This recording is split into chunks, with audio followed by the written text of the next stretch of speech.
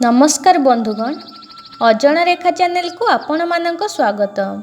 एभली किछि सरल उपाय रही जहाकू आपणाइबा द्वारा ग्रहर स्थिति सठिक रहिबा सह शुभ फल प्राप्ति होइथाय। जानन्तु सेभली किछि सरल उपाय विषय रे।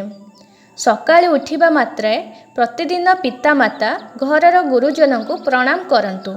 एहा द्वारा सर्वदा सफलता प्राप्ति होइथाय। प्रतिदिन गाय को रुटी और गुड़ खाइबा को दियंतु। नियमित कुकुर को रुटी और पक्षी को दाना दियंतु।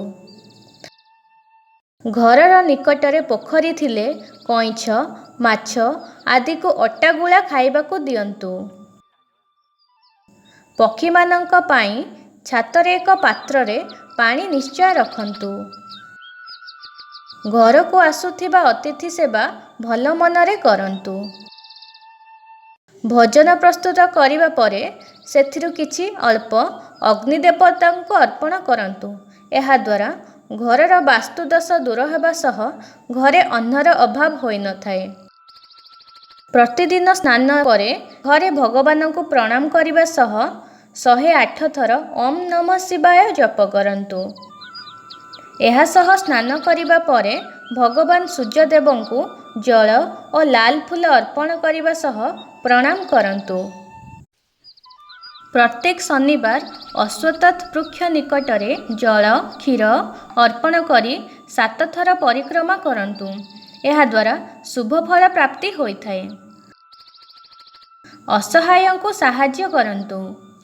जीवजंतुଙ୍କ प्रति दया मनोभाव रखंतु। रविवार और मंगलवार काहाठारु कर जानतु नाही। घरे प्रस्तुत होइथिबा प्रथम रुटी गाय को और शेष रुटी कुकुर को दियंतु। नियमित गायत्री मंत्र जप करंतु। एहा द्वारा शुभ फल प्राप्ति होइथाय। गुरुवार नख काटंतु नाही। घरे अदरकारी जिनिस रखंतु नाही। बंधुगण, जदि आपनको आमर ये भिडियोटी भल लगी थाए दयाकरी भिडियोटी को लाइक एवं शेयर करंतु एवं आम चैनल को सब्सक्राइब करंतु।